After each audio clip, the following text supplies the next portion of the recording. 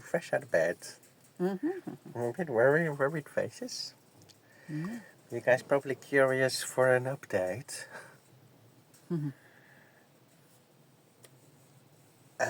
Smiling, but there's nothing to smile about, to be honest. That's probably the coping mechanism kicking in. What can we update you about? Let's start with, did there come in any donations towards the repairs that we... Did there come in any donations after our last video from the viewers so that we might start taking the van for some repairings?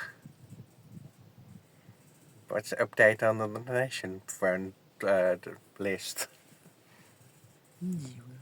0. 0. Yeah. Have a good look at you guys. Alright, 0. That means that even though, because some of you, there's another van coming, some of you said to us, who have some knowledge about mechanics, two separate individuals have reached out to us, John and Marco, and both of them said, basically, if I summarize this correctly, both of you said, 1 second, got a pot on. Both of those two viewers said, it's not too bad. It's a long list, but you can sort of basically tackle it in a day. Most things you can tackle in a day. Depending if does the whole ball joint need replacing or just a part of it, with the arm included or not. It's not too bad, and the welding is at a well-reachable spot. It's sort of a normal for a vehicle this age. And yeah, it might need a new fan belt, and maybe also a cam belt. But so far, when we're driving, we don't notice any issues with the wheels, what the ball joints is concerned. We also don't notice anything with the brakes. If anything, we'd expected the handbrake, because that's seized sometimes. Yeah. True. But the handbrake they didn't mention. The only factor that is similar is the rust on the brakes. And it does make sense that if you start de-rusting the brake lines, it's usually a sign to replace them. Now, we've done a brake line replacement in Portugal. At least we were witness to that happening.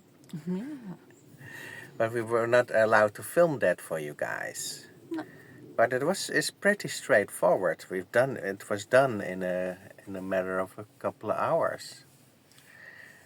So it's not big issues, but we do need to know if we have some funds to put that towards fixing that up. We don't ourselves at the moment. We have nothing saved. We have nothing to put towards the repairs.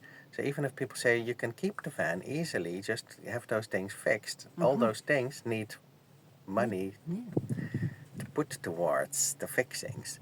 So that's why we were hoping that after 24 hours we could see if there would be some donations coming in, so we could start tackling some of the issues already. By making an appointment with the garage and hope that they have time immediately. Which is oftentimes also not the case. They can say come back in 2 or 3 months. So that's the difficulty with the repairs. You need to know if you have at least the money to do that. And with the rust, they give you a quote based on if you say the hole is 5 centimeters, but if they start removing more of the fix-up stuff, that could be 40 centimeters, and then the price goes up as well. So it's not always straightforward what the costs will be.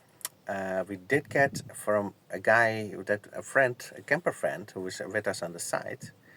We told him about our troubles, and he gave us the address of a Volkswagen specialist in the area.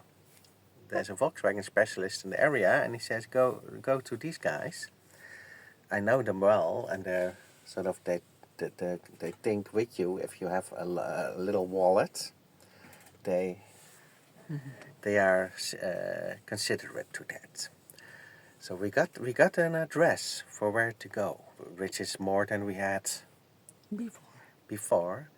But there's no point in going there if we can't. If he says, well, it's 1,400 euros to fix everything, including the welding, because according to our friend, they do everything in-house. So you only have to go to one place. That would be a big relief for us if you just have one place to go with the list. Yeah.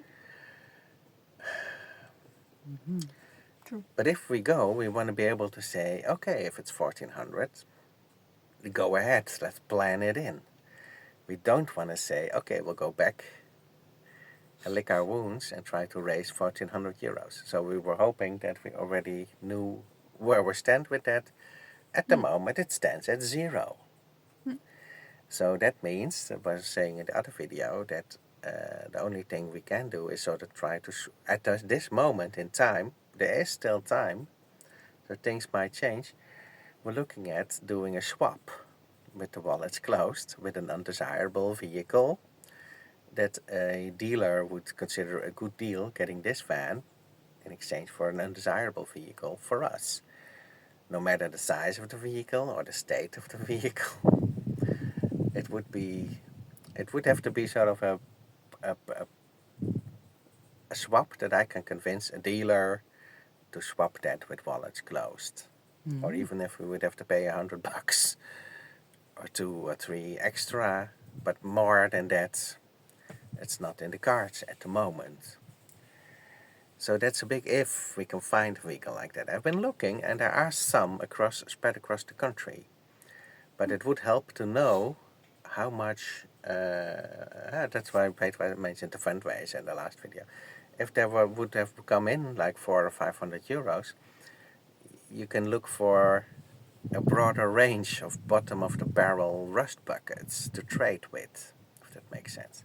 Because you can say, well, I'll give you this van plus 500 euros, gives you more leverage when you're doing a trade with a dealer.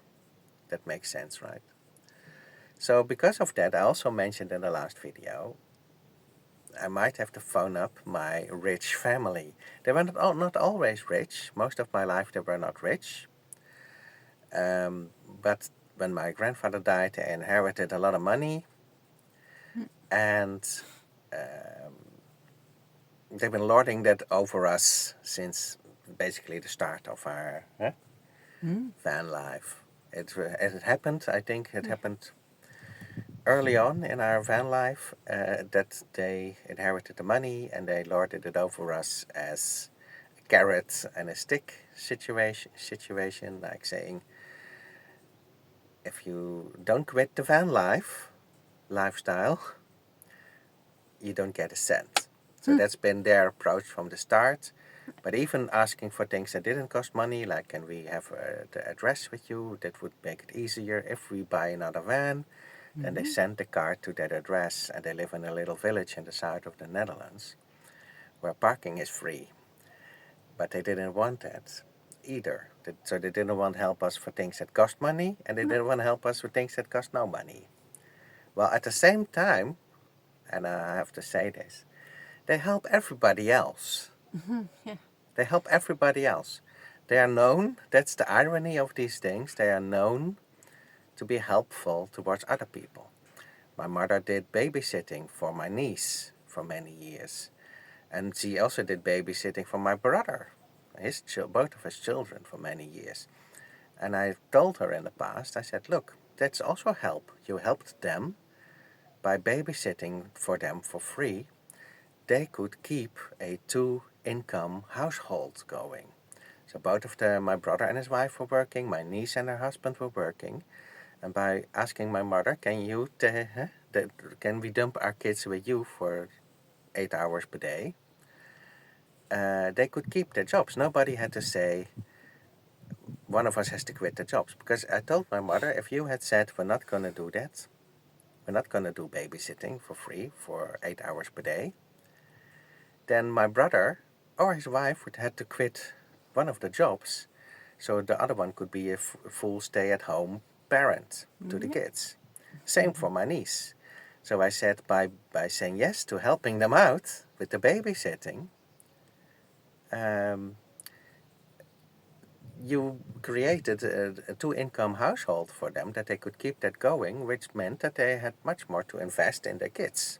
And they would have had much more of a struggle if my parents would have said no to the babysitting, for example, because then one of them had to quit their job and they would have to struggle for money, and they might have to ask my parents a couple of times, can you chip in for diapers? Or, because it's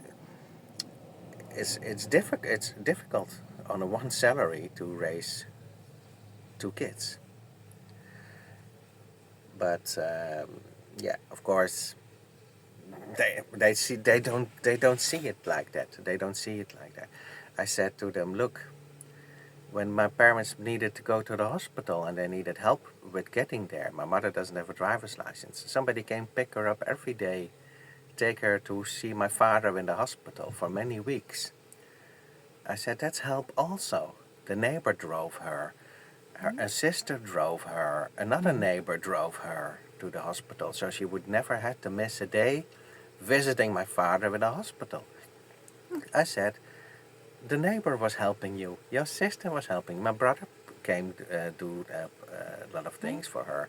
My brother's wife. He said, that's all help. I said, you don't live on an island. You live in that little village. You get help every day, and then they blamed me for asking for help. I said, you're asking for help all the time, and you get it. People help you. They help other people, like with the babysitting, for many years. I said, that's pretty valuable help in my humble opinion. And then you expect me and Petra not to ask for any help. We have to be on the island. We're sort of held against a different standard. We cannot ask for help in that sense. So because the situation was that since the start of our van life, they offered us money to quit the van life. They said, you're not getting help with another van. I'm just summarizing for new people. You're not getting ever help for another van or a repair, but we will help you with getting an apartment and a car if you need if you go back into the regular job. That's sort of their desire for me to go back into a regular job, because they love it to be able to brag about me. They always bragged about me because I had higher education as the only one in my family, went to university, I had the best job, and I made the most money.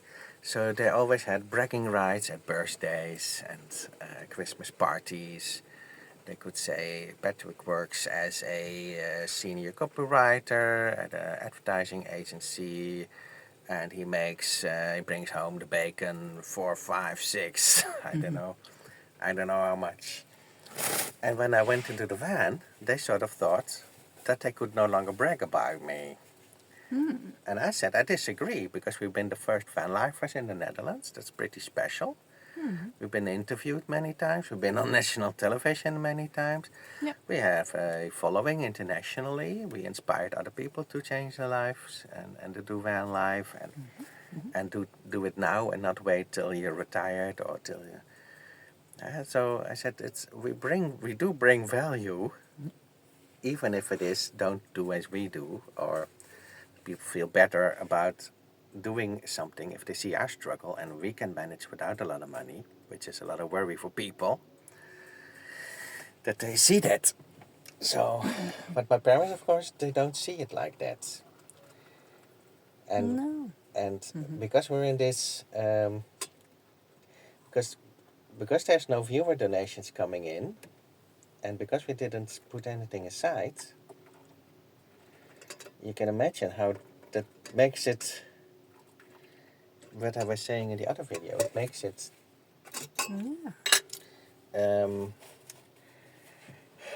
it makes it that you start thinking, maybe I should give them a phone call, if that makes sense. Even though we haven't seen each other in many years and haven't talked for many years because of all this. Which is absolutely insane, of course. I mean, it's not like you're doing stuff that is very reprehensible. So, yeah. I'm back. Just made us a cup. Yes.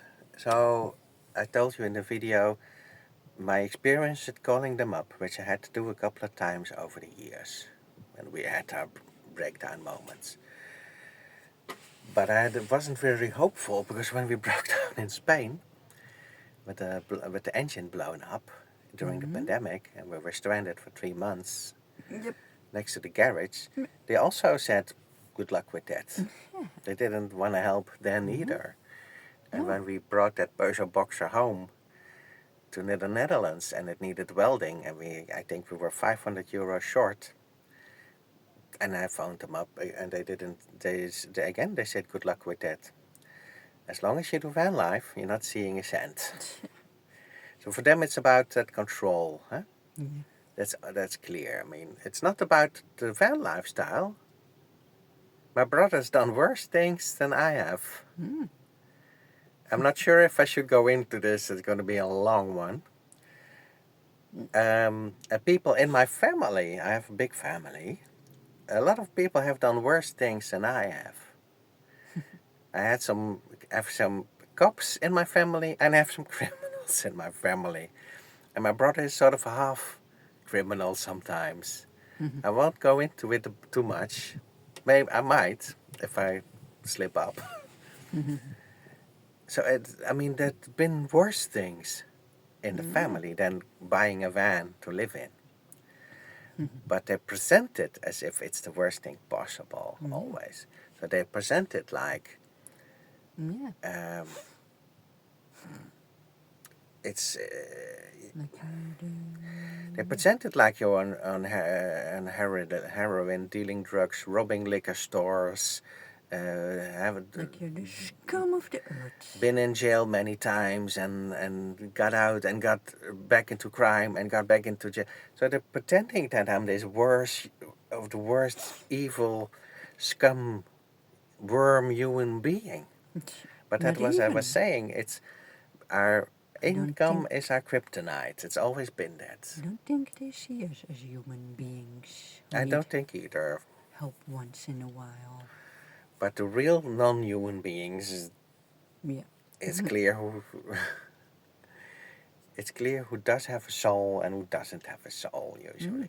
But I wasn't looking forward to phoning them up because it usually not goes well. And sometimes people can surprise you. That's exactly what I was thinking when I phoned them up yesterday. I said I'll have to get, because we have such a short window to get any money together. We've been trying the whole year to save something and we failed. We've been trying to get products sold, we've been trying to get some donations in. It doesn't have to be for nothing. We have a lot of ebooks with a lot of value on our pinned in the comments. Everything is getting more expensive. That doesn't help either. But the quickest way that it doesn't go... the quickest way is asking them just to know what we're up against, if we can count on support from my family's side. No.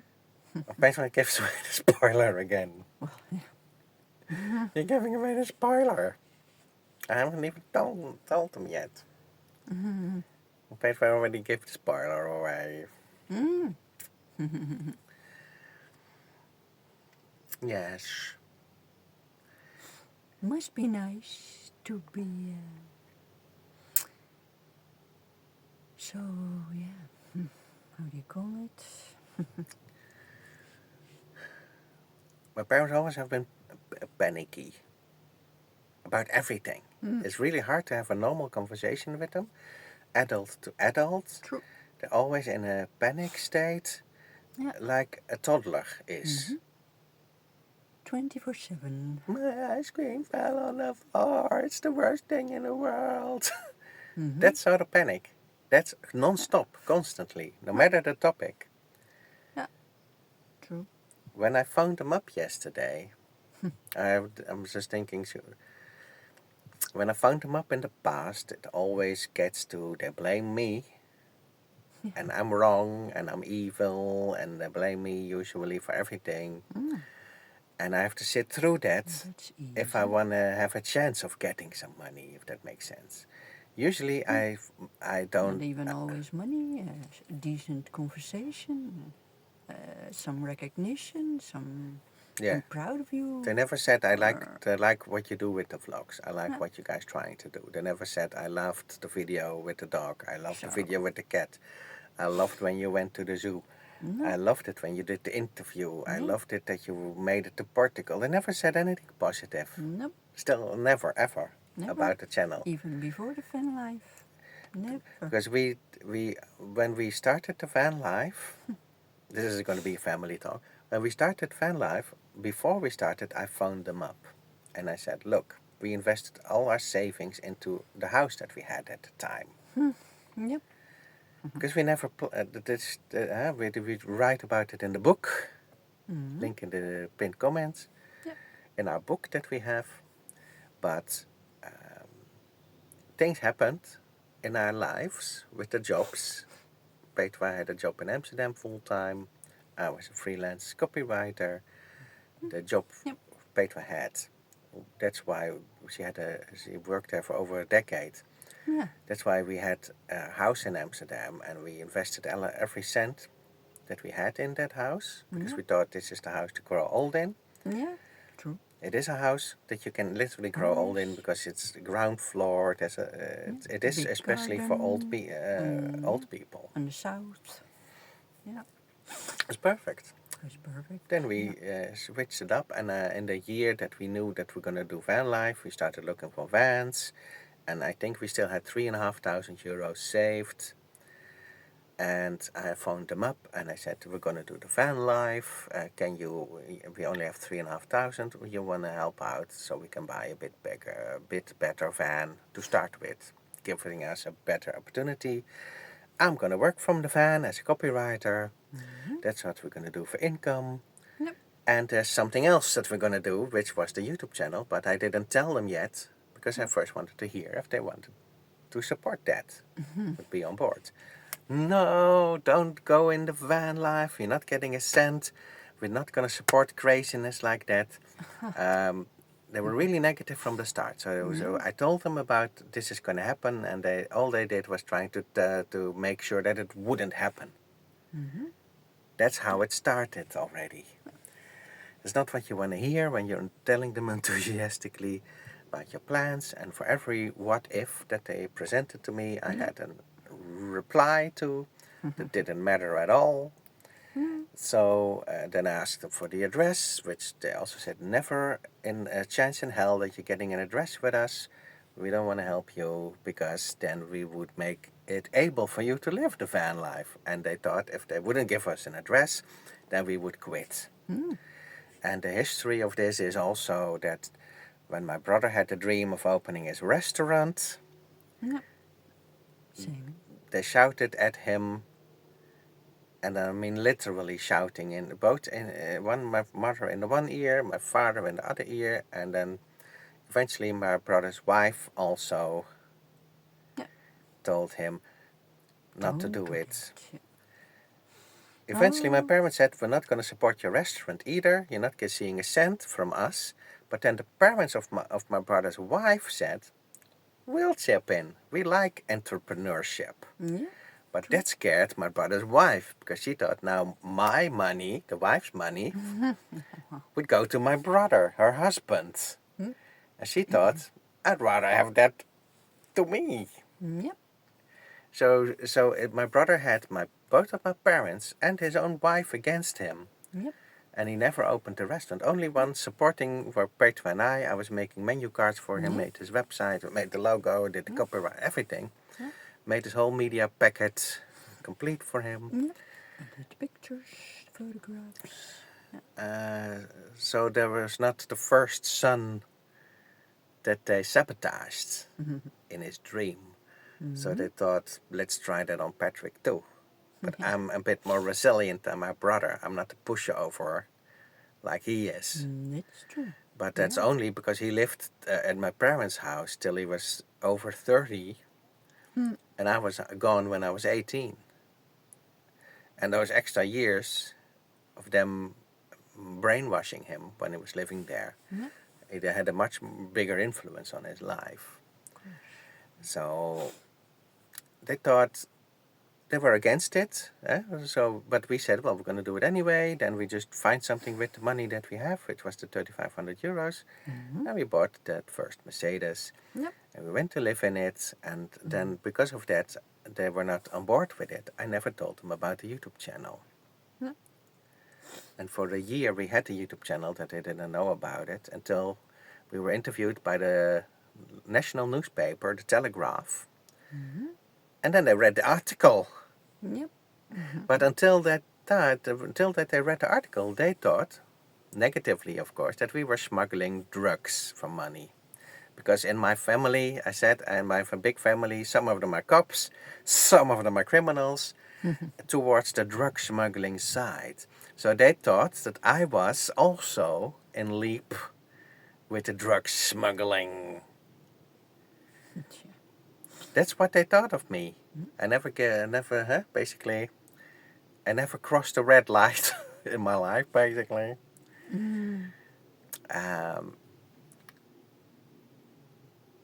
But that's what they thought of me. I was smuggling drugs with them. I must have been. Then you really do not know your kids. They said you must be parked in the woods with the shades closed during the day and smuggling drugs at night. That's how they saw it. And they still see it, probably. Which was interesting. That's because you cannot have a conversation with each other. So then you get to know each other. Yes. Never had a deep, meaningful conversation with them, ever. Hello. Just close the window. Only the moral high ground is their weapon. I was just telling you this story now because we share what we're dealing with and what we have to deal with while we have to deal with other stuff. The stress of losing this van in a week. This is what we also get on our plate. But I must say, I found them up myself. So I'm to blame myself for that. But I thought, well, yeah, we need to know if there is any... hope, glimmer, glints, of hope. Yeah, I better phone them up right away, I thought, because I need to know that they... Because in the years that we didn't talk, they might have changed their mind. They might have watched so many videos. We got almost 600 of them. No, only got worse, the holier-than-thou attitude. Yeah, and I mean, because they were always in panic mode. As long as I can remember growing up, panic about everything. They never talk with a calm and quiet voice. They come. They're always at the top of the lungs, panic talking, which makes it really difficult for people, also family members, neighbors, for everybody to have a conversation with them. You can't really have a conversation with them other than simple stuff like, hey man, shall I cut the lawn this week? How's the weather? Sure. How's the weather? Warm, yeah. They manage that, but anything deeper than that, it's difficult for them. They're not really highly educated. They didn't finish basic school. Both of them. They didn't finish. That's not always... Sometimes you get wise You also, from street smart. Yeah. No, I don't get street smart. A lot of nice, supportive people who haven't had that education. So. I know this video is a bit bouncy. Sorry. Yeah. I met a lot of people who were supposedly not educated or low educated, and they were the best people I met, at least. Yeah. Yeah. Some high educated people, I know a lot of Yeah. them. They're not They really, can be dicks. yeah. So, Most you're of them right. are up in the ivory tower and they never come down and they forgot how real life is. Yeah. Your educational level has nothing to do with whether you're a good person or a nice person or a social person. So, no. At But least just to that's my paint a picture, experience. you're not dealing with the most high educated people. You're Yeah. dealing with sort of low education as it gets. They both didn't finish basic school. So they went to kindergarten and didn't like that. And then they dropped out in basic school. And my mother became a housewife and my father went to work in a factory doing the same job at the, what's the called? The loop and the buns? The road, Assembly line. the assembly line all his life, doing the same job and always refused every chance to do a course and get higher up. They were just happy with the pay that they got and they assumed like this is the best pay we're gonna ever get. There's no point in even trying to get more income. There's no point in doing anything else than just work that or apply for welfare, which they applied for welfare, and they were living off that. But also always in a state of panic whenever I told them, look, I got a new job. Don't leave your current job. You know what you got. You got a good pay. Why would you leave there? Instead of saying, oh, tell me all about that. Tell me all about it. Patrick, tell me about your new job. Why are you going to the new job? And what's the advantages? What did you... You never ask that. Nope. They just say, don't do it. Kiss ass of your boss. Stick your tongue deep in his butthole. And have a good lick around. And beg him to stay. Fall on your knees. Do what you have to. Suck him off if you need to. Fondle his balls. Yeah, brown nose it will. Don't get that new job. But I said, what the new job fits me better, pays even more. Oh, it pays more? Okay, then it's okay. That's all. I mean, that space state of panic. You could never have a real conversation saying, not only me, also my brother, don't leave your job as a chef to go to the other restaurant as a chef.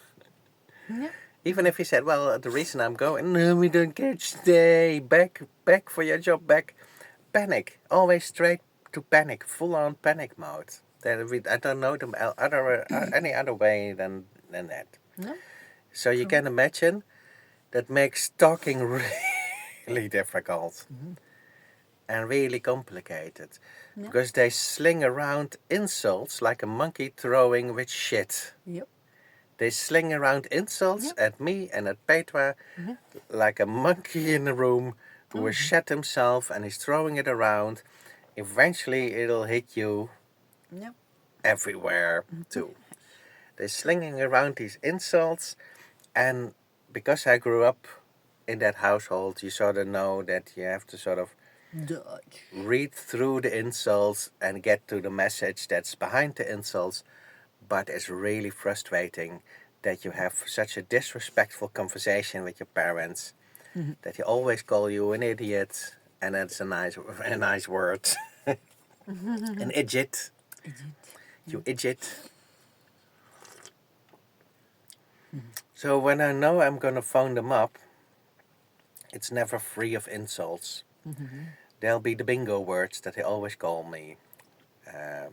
Crazy is one of them. Full of fantasy. Yep. Yeah. Well, that's... Imagination. That's not true. Oh yeah, a liar and a scammer. That's what I was called yesterday. And crazy. Yeah. Check. So,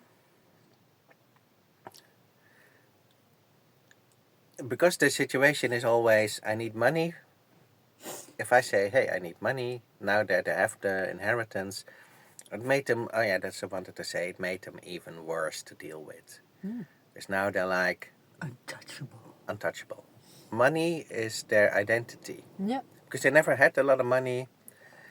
When they inherited it, it's become their identity. So if I ask for money, if I ask for 70 euros, it's like I'm chipping away 70 euros off their identity. Taking a kidney. I'm chipping at their identity. Every cent that's going to go off their who they are. They see the balance on the banknote. That's their identity. So if I say I'm going to take away from that balance, How dare that's unimaginable for them. It's like asking them, indeed, to give up a part of their soul, of who they are, because they are the money, and the money is them. And it's really ridiculous, because money is just something you use. Sad. And when you die, you can take it with you. You can't take it with you at all. Yep. And it's not like that they're doing anything with the money, just sitting on it and just feeling untouchable. They ignore their sicknesses, they ignore their old age. And I've told in many live streams / vlog that all they do is watch television the whole day. That's why they bought the biggest television in the world, and they had to saw the house in half to put the television in, and then weld the house back up. That's all they care about. That's all they do is they watch television, and they live in a little village in the south of the Netherlands. And they never leave the village, and they haven't left the village since over 40 years. So the world is really small, and really safe, and really small, and tiny. So when I phoned them up yesterday, for example, I'll get to the phone call. When I phoned them up, my mother says, "Nobody lives in a van, Patrick. You're crazy, and Petra is crazy. Nobody lives in a van." Okay. Because in the village, this is the village where they live for 40 years, I've never seen another van lifer ever. So there is no van lifers out there. If there were, I would have seen them by now in the little village. And I said, no, van life is a real community. There's a lot of people doing the van life. We met a lot of people doing the van life. Still do, every day. It's especially popular in America and Canada. Patrick, you're making that up. You have a lot of fantasy. This is where the insults come in. They don't take you your word. They don't take you seriously. You're making this up. You want us to believe that there are actually people willing to live in their vans. I would never want to live in my van. I cannot imagine, therefore, that anybody else would want to live in a van. That's what she was saying. So I don't believe you. You're a liar, and you just try to scam money out of me and your father. There is no van lifers. I said, but you can find them on YouTube. I can give you links if you want. I don't care about links. No. There is no, if there were, I would have seen van lifers in my village by now. I've been lived here 40 effing years. I've never seen a van lifer. So they don't exist. So then I say, have you ever seen a polar bear in your village? Patrick, now you've gone crazy and nuts and insane. I said, humor me. Have you ever seen a polar bear in the village? No, I've never seen a polar bear in the village. So, therefore, do you then also assume polar bears are a myth and polar bears don't exist? Patrick, now you crazy, you lost the plot. Of course polar bears are real and exist. But you just said you never seen one, just like you never saw a van lifer. And then it's like, Patrick's gone crazy, father. Then she calls out to my father, Patrick's gone crazy. He's thinking there's polar bears in the village. Oh, polar bears in the village. Closed it. Did we lock the door? Or did we lock the back door? Phone up the neighbors. Phone up Patrick's brother. Polar bears are roaming free in the village. No. I said, no, I'm trying to make a point here. Yeah. And then you can see communication is really difficult with them. I said, well, if you believe polar bears exist, why can't you then believe when I say van lifers exist. I mean, it's really easy to verify. Why are we even talking about this? Mm. Right. And the same thing. I mean, it's just money. I said, I mean, let's assume if you because the television is their god and their oracle. I said, let's assume for a second. I said to my mother, let's pretend that your television is broke. Broken. My television broke. But what about my soap series? I gotta watch my I can't have broken. Father. Yeah. The father's watching sports on the television. Patrick says the television is broken. Patrick's an idiot. The television works fine. I'm watching sports on it. I said, I'm not saying it's broken. I said, let's pretend it's broken. Patrick is crazy. Patrick is nuts. The television isn't broken. So you can see they get in this shouting match before I even can finish my example. And that's also a strategy to never have a real conversation with your son or anybody. It's a strategy to shut things down by going all berserk when I'm halfway into my let's pretend for a second, and then I'll give you an example. They don't want to hear it because they don't want to hear me say something that makes sense, and then if it makes sense, then they would have to change their mind or their stance on the topic, and they don't want that. Nope. They don't want to hear me say something sensible because that would mean that they have to change their position on it, and their position would have to become from unhelpful to helpful. It's that simple. But because helping me and Petra chips away from their identity, which is made up out of money, apparently, It's a sin to it's help difficult. your fellow human being. So I'll tell you guys that I never got to finish the examples, but I wanted to say, look, if your television is broken, what do? You just go to the store and pick up a new television, and or you buy it online, or you call my brother up. You go pick one up. Or book a repairman. Yep. And then probably the same day, an afternoon, the television arrives, or my brother comes with a box with the television in it, and I have to saw the house open again, put the television in because it's a big one, weld up the house again, and then the television is in there, and my brother has to install it, and then it's end of the broken television. And all it took was a couple of bucks. Yep. So what are we talking about? Fixed within a day. Yep. The television broke, we bought a new one, get on with our lives. And the van is the same. That's what I wanted to say. But the van is the same. It's a vehicle that you use for your lifestyle. When it breaks down, either you fix it or you get another one. And you go on with your life. There's no reason to talk for an hour on the phone in panic about a broken television. Nor is there reason for an hour on the phone to talk about a broken vehicle. It's just as simple as you put the money towards the television and a new television appears.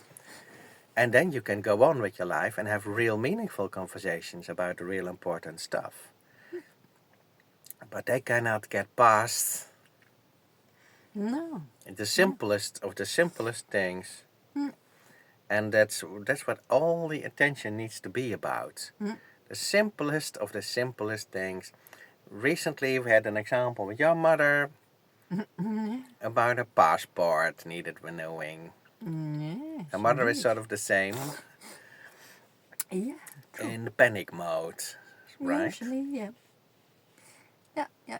I need a new passport. I'm breaking the law. I need a new passport. They come arrest me, drag me off to the gulag. I need a new passport now. But I can't get one because I'm afraid to leave the house. Passport. We were going through this shit with the van and our financial struggle. Nobody asked how we were. She didn't ask Peter, how are you doing? It's all about my passport, passport. Yep, true. And then when the passport is arranged, which we had a hand in, I also had to take care of that Yeah. from a distance, from the van. Yep, true. We sorted that. If we didn't do that, she would still be going on about the passport. Yep, Yeah. true. Like a siren keeps going off till you shut off the alarm, and Yeah. all we can do it is fix sort of the fire or extinguish the fire. We're always doing things behind the scenes, not only for ourselves, but for our family members. And it drains the F out of us. Yeah, true. Right? Yeah. It's, we seem to Even be when the we only were held one. hostage in Portugal by the mechanic and his wife, saying, obey us, don't talk, don't socialize, we'll fix the van whenever we want to. Yeah. We also had to deal with Petra's mother especially, Yeah, in her panics. yeah, yeah. Groceries, I need groceries. Yeah. Never, how are you doing? How is Portugal? No. Are you having a good time there? Tell me about it. Nothing of that sort. Nothing. No. And so we've been known to the panic, but it's really. We always put out the fires behind the scenes. Nobody knows about it until now. We should work for the fire department. Yes. It's a Dutch saying. We've never Brandjes told blussen. anybody this. Yes. No. It's a Dutch saying. Brandjes blussen. Put out the fires. We always do that. Maybe we should just stop with that and yeah.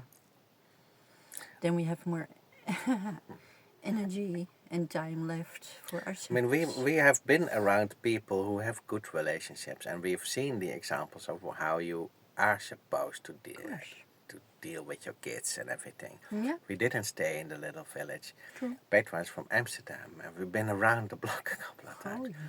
We know what a good relationship looks like, and we know that the relationship with our family is surely hell doesn't come even close. Nope. It's even using the word family is already pushing it. Yeah, well. So the phone call went completely as expected. Yep. My mother picks up, always, and my father is always watching sports on the television. My mother picks up and she thought I was my brother. She didn't even register that it was me phoning. No. She thought it was somebody else at first. Yeah. And then it took her a while to figure out that it wasn't my brother, that it was me. And I said, have you been expecting my phone call? Because they still watch the vlogs. Yeah. And they don't watch them themselves, but they have my brother instructed him. He has to watch every vlog Yes. and look for the bits where I talk about their family. Yeah. So he watches the vlogs. He watches them all, and he has to sit through them. Amazing. And then where I talk about the family, then he has to report back to them. Like, oh, here Patrick said a little bit, and here Patrick said a little bit. And then they talk about that among themselves. Yeah. And Wow. and that's, but he never watches it and reaches out. He never watches it and gets inspired. No. But like I said, his dream was crushed. He just watches it and he sees the struggle with the van. So he's thinking, here's Patrick's dream. Took 10 years and a half, but now his dream must be about to be crushed. But if you know us a little bit, you've seen we've been in this situation 6 times before, so... And the dream never got crushed in 10 years, but he's still hoping for that's going to happen. Yeah. He didn't reach out by himself. Because he is bought and paid. He's on the payroll of the family fortune. And my mother even said to me yesterday, I don't care having a relationship with you, Patrick, because I still have my brother, and as long as he's useful, that's enough for me. And Petra said to me, She sees him as a tool. she sees him I as a think. tool. Not He's as a tool for them. human being, but a slave. She didn't say, I love him. She didn't say, I want to see him happy. I even said, yes, I would want him to be happy. Yeah. But she just says, he's useful to me and your father. He brings us to the hospital. He brings us food. He fixes up things in the house. He mows the lawn. Yeah. Um, Mm-hmm. it's a tool. Yeah. He's a tool to them. Yeah. So, But true. and that's horrible. Yeah. He doesn't know that. He thinks they love me a lot because now he's the golden boy. Mm. Because I'm the black sheep. He's the golden boy. It used to be the other way around. I was the golden boy and he was the black sheep. But now he's sort of basking in being the golden boy. That's all he has because he didn't have his dream as a chef and everything. Mm. So, but I don't think he even realizes that he's just been taken advantage of. And the only reason that they told him to stop being a chef and become a caretaker is because they got old. And guess what? They need to be taken Care of. Yep. Mm-hmm. And that's what he's been doing. So that's what he gets paid for out of the family fortune. So they support him in everything because he takes care of them. Mm. And it's useful. He's a useful idiot. If that's a useful idiot. Mm. That's the thing. He doesn't realize it, but he's used to it.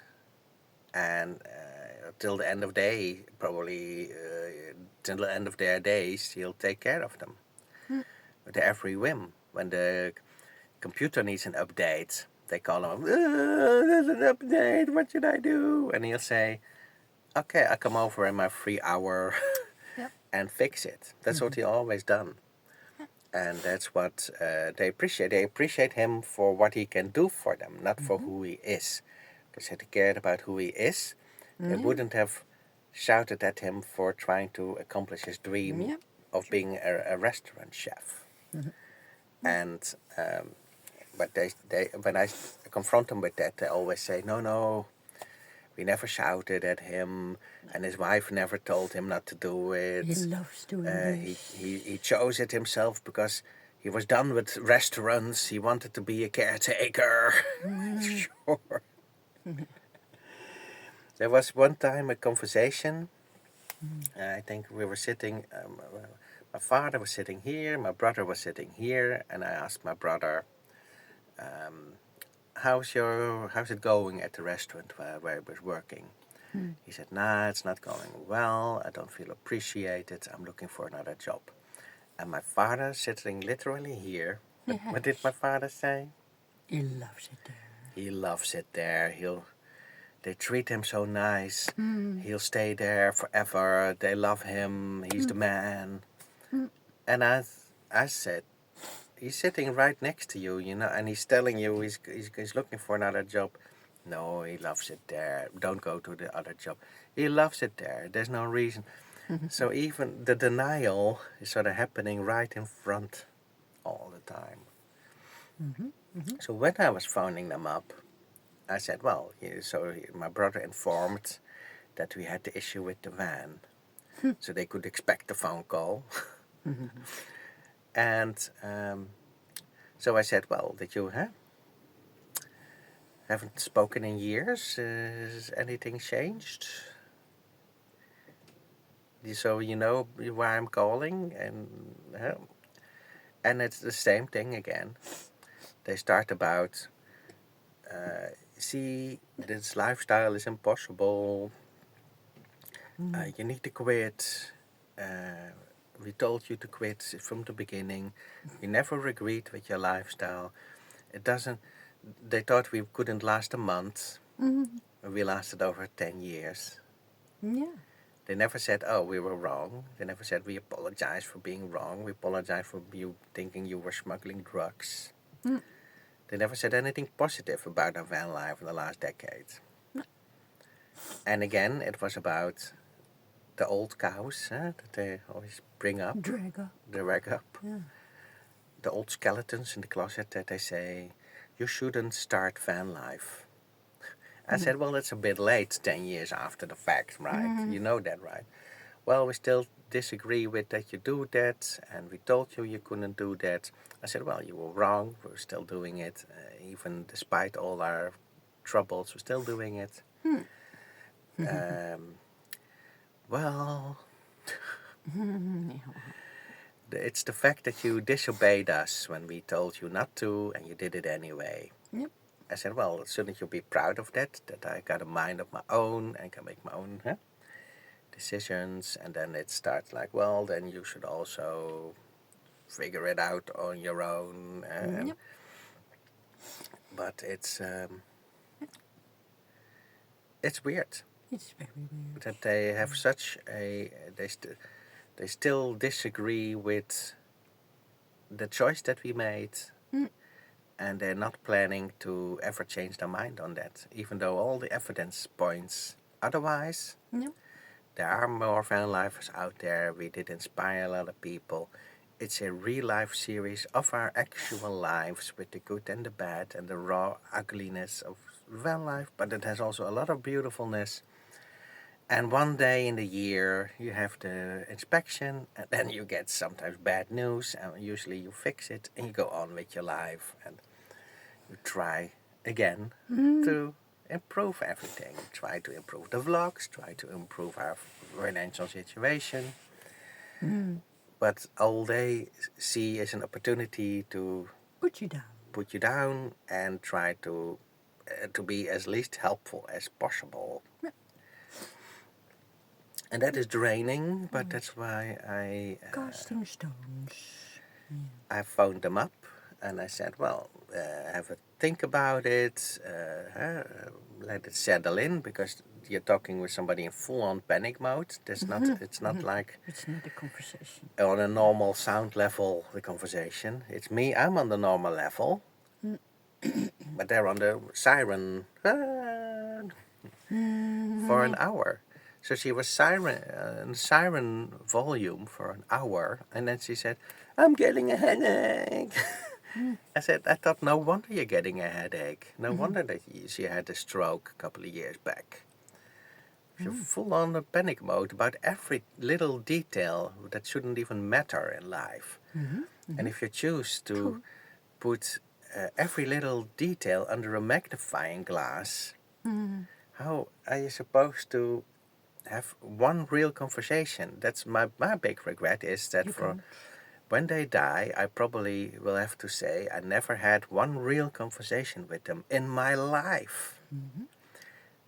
I'm in my prime, or maybe beyond my prime. You should want to get to know me, how I think about things, how I feel about things. You should be able to know why I do this. Yep. And you should want to say, oh, I do want a relationship with you. I'm willing to work on that. But yesterday it went on, we were evil, they were saints, Yep. we did everything wrong, they were the injured party. Yep. I said, why are you the injured party? Aren't you the one who's holier than thou, and I'm judging you for I said, it. you've been negative to us from the start. You declined help. You've been shouting at me, you've been calling me names, you've been calling me insults. Why are you the injured party? Well, we are the injured party because you went against our wishes and bought a van. That's what I've done to them. I bought a van. Now, let's change the word van for TV. I bought a TV. Shit, I'm evil. I bought a TV. They loved it. That's what they love. So if I said I bought a TV, it makes no. They should say, that's awesome. TV is our God. Welcome to the religion. You have a TV too, right? Welcome to the club. Yeah. So the TV is their safe word, TV. So that shouldn't raise a freak out. If I would call them up and said, the TV broke, I need another TV. They said, here's the money. This is important. Go get one. Get the biggest one. Get the biggest one they have. But because the word is a van and not TV, 3 letters of difference and a completely different reaction.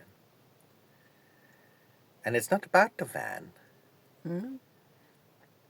That's the sad part. Like I said, my brother have done some criminal things. I shall not go into it because the video is already long. But I said to them, how can you be supporting that? This once was a chef, and now he's sort of selling shady things in shady places. And they said, well, we're proud of him. I said, but it's criminal.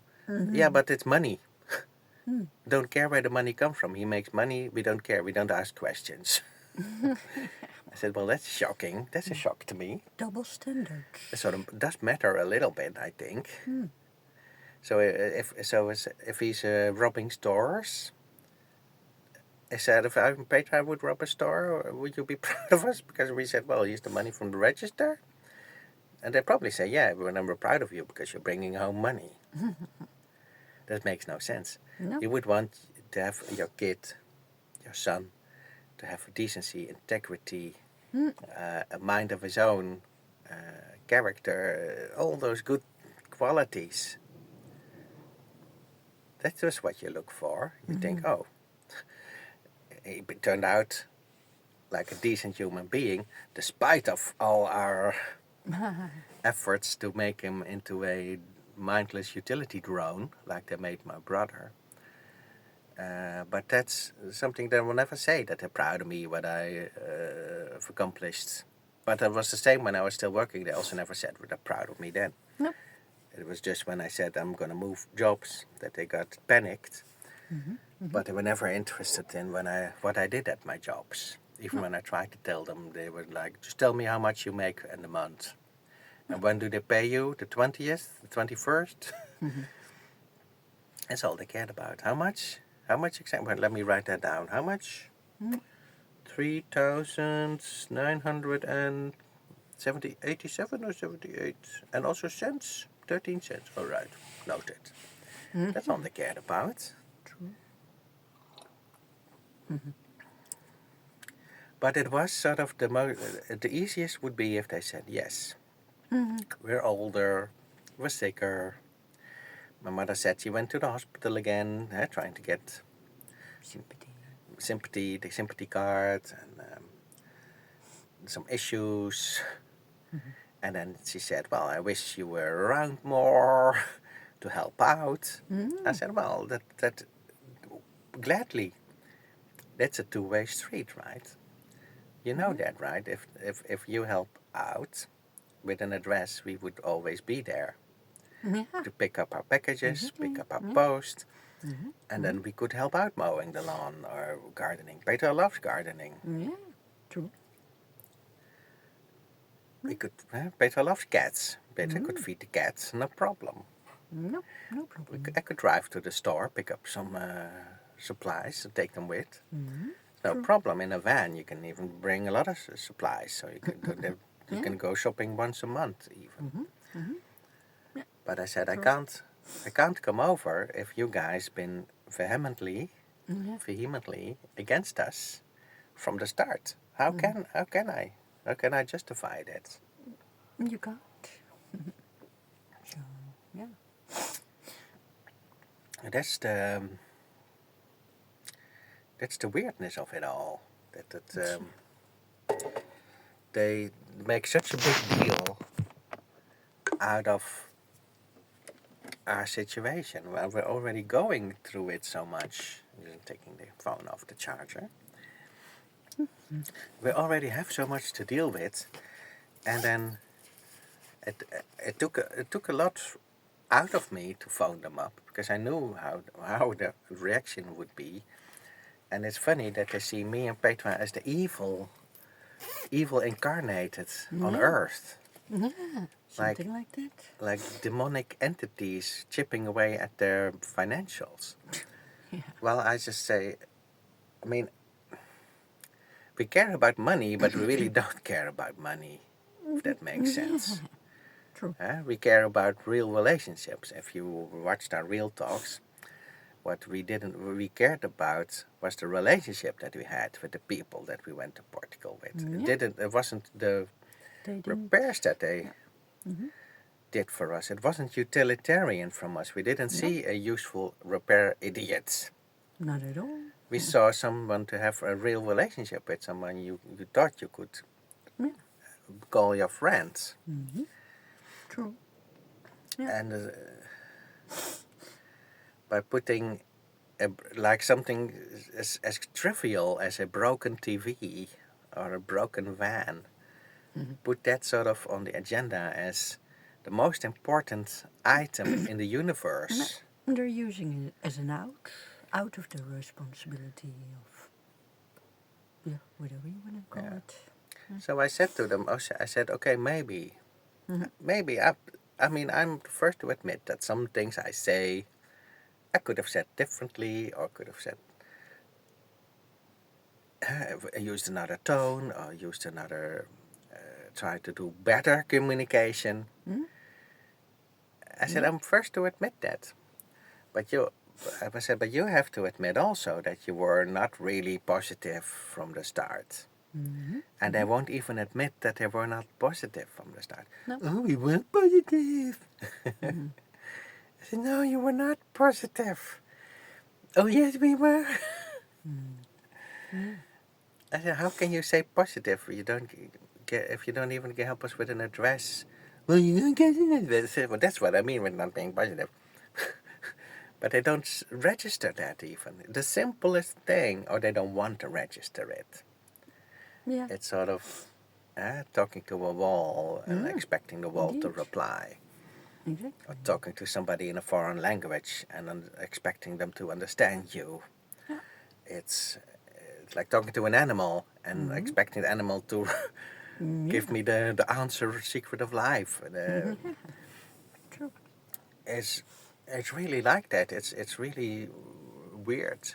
And Indeed. I think I was on the phone for an hour, and they said we are demonic entities, and they are the saints. I said, but you have to say, there's a lot of times that they raised their voices and shouted at me on the phone.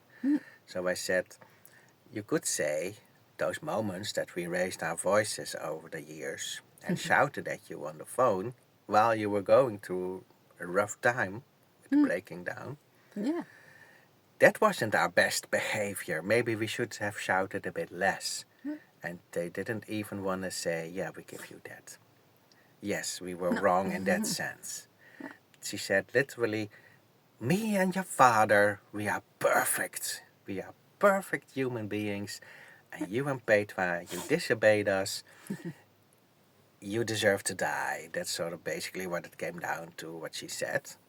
And then she hung up the phone. If you're dead, they don't have to deal with you anymore. So, yeah. That's easy.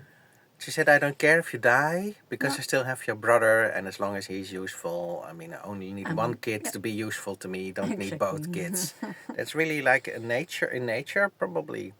Yeah. You kick one out of the nest. Well, in nature, the kids are on their own usually, so Yeah. they don't stay with the parents. So the whole, I mean, thank you if you sat through this, but the whole thing is, it's super sad. And it's super sad also that you have to deal with this while you have to deal with looking for other opportunities. Yeah. And I mean, to us, it's just as simple as, can we get the money together? Let's try all the ways Yeah. without robbing banks or old ladies. Let's just try all the normal ways that we can to get some money together. That is using the YouTube channel and saying, hey, we got links in the description. Yeah. With ebooks, we got a donation link. Via PayPal, we got ideal links. You can customize the amount. I mean, we set all that up. Yeah. Meanwhile, we're still doing our digital nomad work, which doesn't pay a lot, Behind the unfortunately. scenes, But we're doing that still. That's a whole nother video. Because I know many people think, how we do all this? And that is also what my mother said. She thinks we're liars and scammers, because how else could we survive for 10 years in a van? She said, you must have a secret source of money. If that were true, there would be signs. Exactly, that's what I said. Why would we keep, if we had the money, why would we not fix the van up? If we had the money, why would we stay in the winter 2 years in a row In the Netherlands. in the Netherlands and not take the van to sunny Spain or sunny Portugal or Yeah. France? Yeah. If that was true, why didn't we buy a proper van? There would be signs. Just as they tell a lot of people that they do help us. They do tell my family and the neighbors. They tell them all that Petra and I are ungrateful for all the help that they give us. And I said, look at the facts. If they give us so much help, and they have, my mother told me I have enough money in the inheritance pile to buy a brand new motorhome for you and Petra. That she rubbed in. That was about the first minute that she said, we got the money to buy you a completely new motorhome. Yep. But we won't because we disagree with your choice to do the van life. Because in the village nobody does van life, so it doesn't exist. Where was I going with this? I don't know. I don't know. No clue. It's been a long one. Yeah. Wow. But it is weird. I mean, it's just as weird that my brother is so cuckolded that he's afraid to reach out to me. And I mean, if you're surrounded by these kind of people, dream crushers, how can he reach out to me? If he reaches out to me, imagine what happens if he realizes that he's surrounded by dream crushers and he's being used for his usefulness and not loved for who he is. Yeah. Imagine the mental shock that you'll get psychologically. Yeah. Once he really opens that cans of worms, he probably wants to leave the lid on. And hanging out with me, you guys know I don't shy away from heavy topics. I would confront him with that, and that he had to do some soul searching, and he probably wouldn't like what he saw if he looked at his own life and the choices he made and why he made those choices. Yeah. And that's why his wife doesn't want me there, because she also knows that I'm that sort of the danger to the stability, the status quo that they have. Sort of, she made a little nest for herself where she outsmarts my brother, my father, and my mother.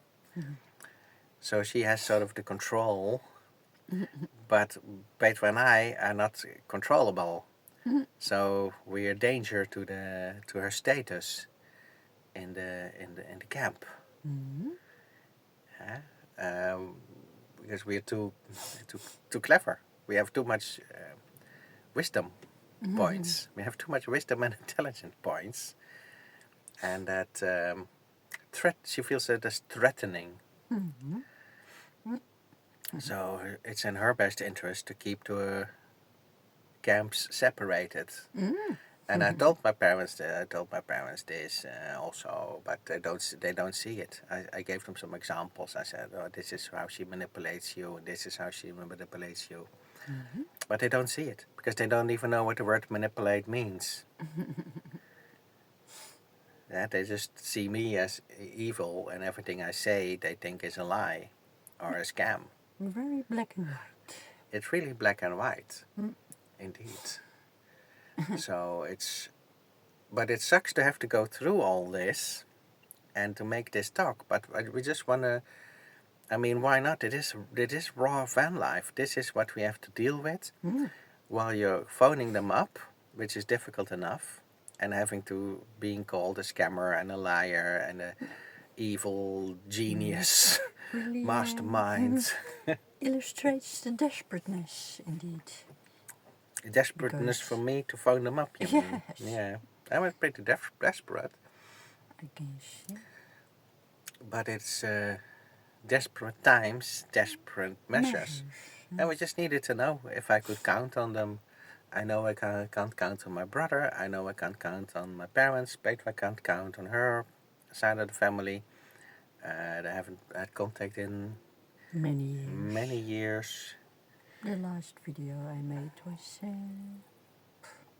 2017 even, I think, or 18. So that was the last time my side of the family contacted me.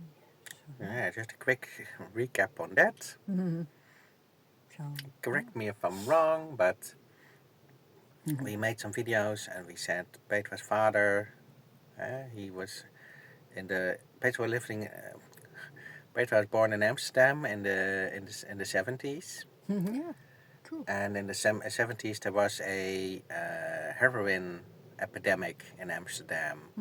And a lot of people, heroin was easy to find, easy to get, and both Petra's mother and father were addicted. Petra's mother got knocked up.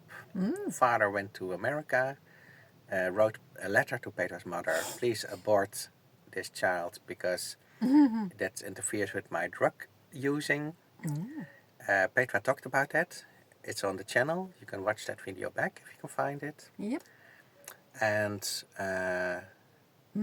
when he figured out that Petra had a YouTube channel, which is like years into the channel, they found out about the channel. He watched the video where Petra talks about that. Yep. And he said Petra was lying. That never happened. He never wrote a letter to Petra's mother saying abort this baby before it's born. Yep. Because if I use drugs, otherwise I would have to think about that I have a baby somewhere. And he said, no, I'm against abortion. That's I'm really strong. That's really important to me to be against abortion. I'm always value life, yada yada, blah blah. So he called Petra a liar, and they in the comment, in an email, he sent an email. So we read the email in the vlog. I think we even show a screenshot of it. And then Petra made a follow-up video. I mean, in that accusation that Petra was a liar, he didn't say, I like you, I like your channel, nothing positive. He just said, liar, liar, pants on fire. And Petra said, look what I got here in the follow-up video. I still got the letter that you wrote in the 70s where you say, please abort this baby. Petra reads the letter into the vlogs. You can see it. It's all there. It's really emotional stuff. Petra reads the letter, shows the letter, shows the sentences where he says, please abort this child. And then a normal thing would be that if confronted with the evidence. Stand corrected. That's not what he said. Yeah, you would have to respond and say, Petra, I was a messed up addict junkie at the time. I must have forgotten that I wrote that letter. Seeing that it exists and seeing my handwriting and everything, I owe you a huge apology. That's what he should have said. Yeah. Instead, he chose the card of complete ignorance, if you can imagine. Yeah. And Petra never heard from him again. No. And also, at the same time, she was the sister. Her sister also found out the YouTube channel. Her sister, yeah. But her sister always presented herself as the traveling chick. But Petra was actually doing the traveling full time. And she couldn't handle that. So I think she saw Petra living the life that she wanted. She was sort of Instagram pretending to live that life. Petra was really living it. She couldn't handle that. And her father probably said Petra was a liar, liar, pants on fire. And sister the same thing. Instead of watching the video with the proof and evidence and saying, I'm really sorry for you, Petra, that he did that and didn't know. Yep. Also chose the ignorance card. And that's the last Petra ever heard from them. And that's many years ago now. But that's all in the channel. I mean, it's not dominating the vlogs. No. But sometimes it's recurring. Yep. And I don't like talking about this, believe it or not. But I cannot ignore it. And I want you guys to feel also what we have to deal with Wait till you feel it. Mm, Well, we're feeling it, but we're feeling the wrong things now because it's really yeah. mean while we're in this difficult situation to tell us a no, to sell us a big no. You're not seeing any money. No, you're not getting a Yeah. cent. That's really mean. It's cruel. So you call us demonic, but I It's think we know who the real demons are, don't we? like we don't have a valid reason to be existing. I don't know. Yeah. And then again, I mean, it's not a big ask. I don't care about the family fortune, and I've said in many videos about the family fortune, I Keep said, it. you can keep it, give it to my brother's kids so that they have a better life Yeah, chance than I had, exactly. so that they don't end up with a lot of debt, which I had, because my parents didn't pay anything for me. I had to pay for my own stuff always growing up.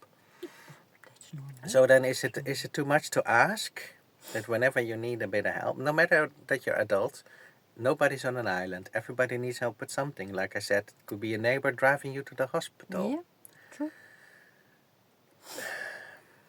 Could be So, getting a groceries for somebody, which we did. In particular, we picked up groceries for people who are old and sick too on the camper spot.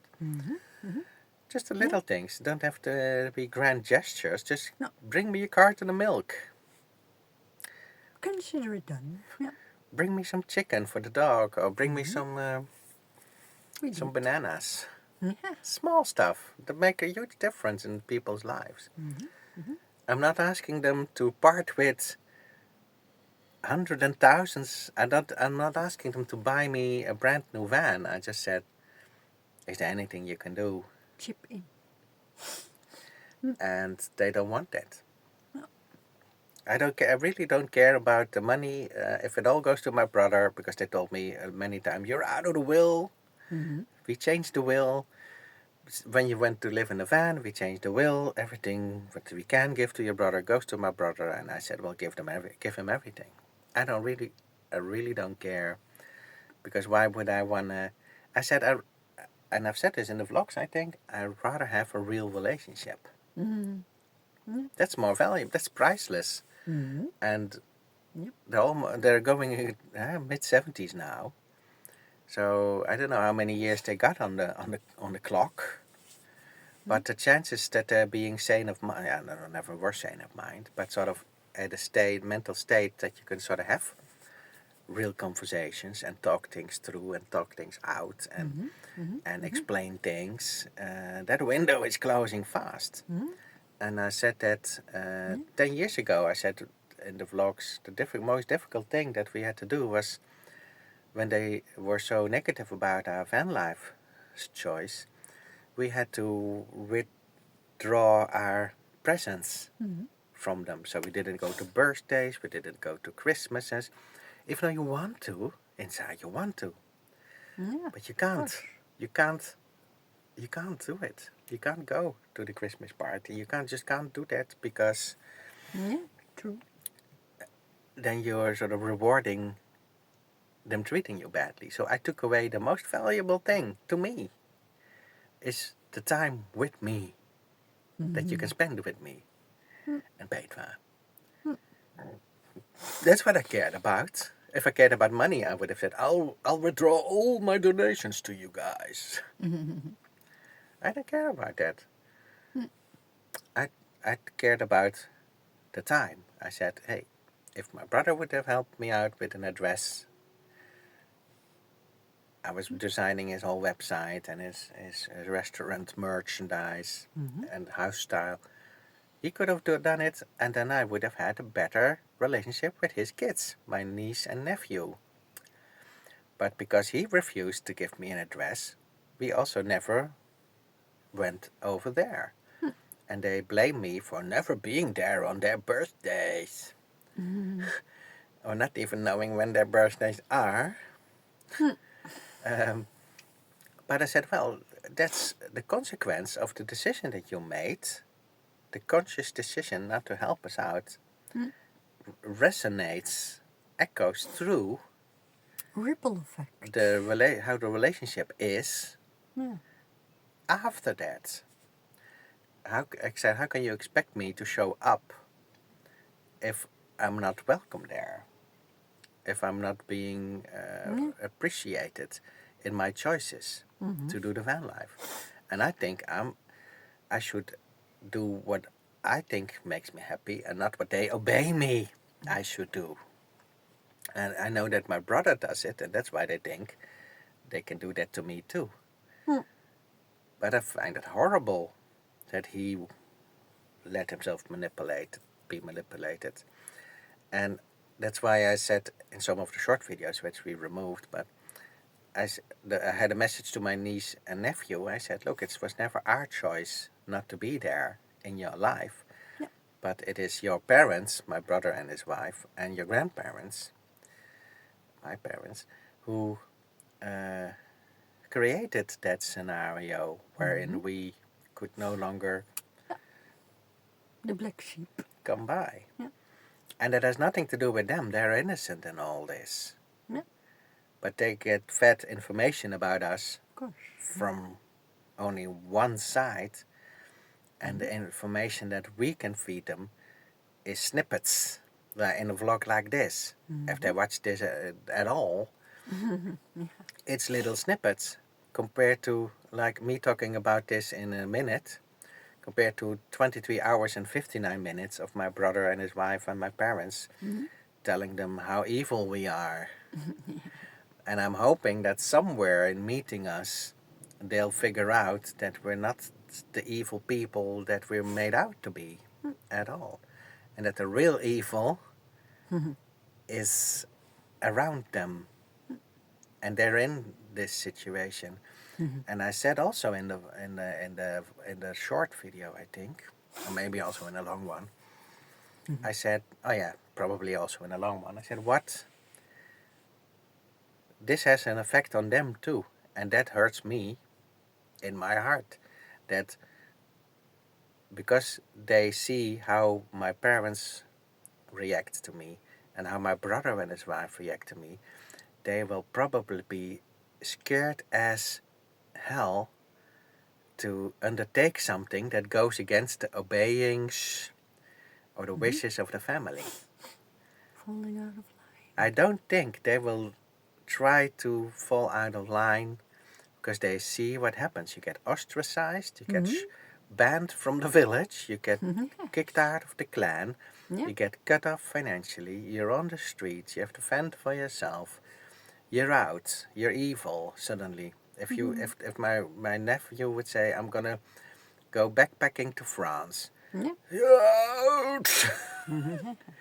You saw what happened to us, and we're pretty awesome people. And like I said, we're not criminals, we're not addicts, we don't do anything so shocking. We just bought a van.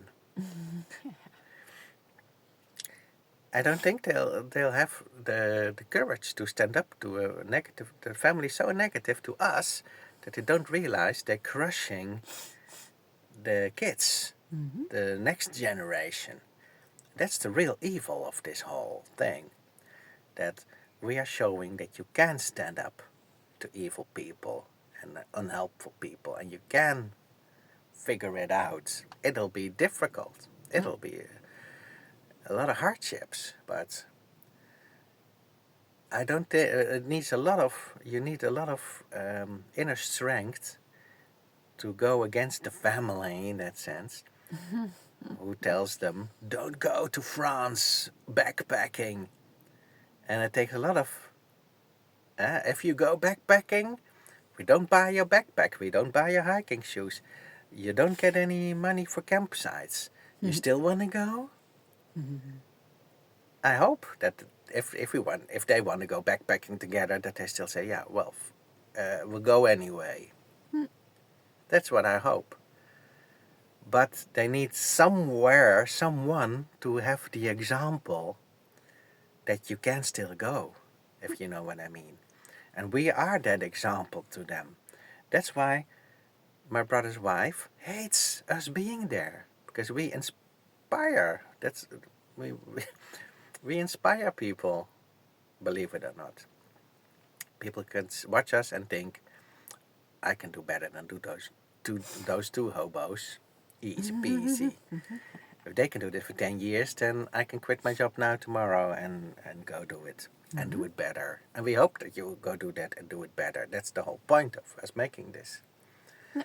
But if all they see is panicky people who say, hey, people who don't work a 9 to 5, people who step out of the village, people who step out of the ordinary, people who want to make something of their own. Those are the enemies. If that's how you grow up, then the chances are, and I have heard they're already sort of in this matrix, but they still live at home, so they don't have a choice. So they're already being groomed to be the 9 to 5ers. They're not being groomed.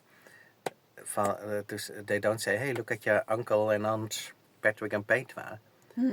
What they're doing is special. What they're doing is remarkable. You can do that too. And with much better ease, because we have the family fortune to help you guys out with that. We can sponsor your trip. You don't have to hike in France. You can also hike in America. Do those trails that are so special and popular.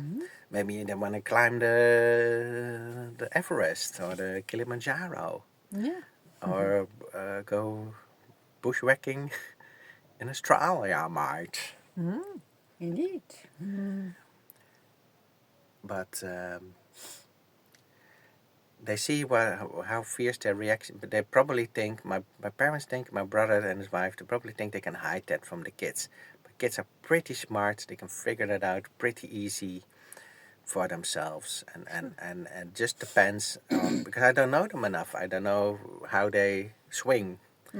If they swing towards obeying, or if they sort of swing towards rebelling. Yeah.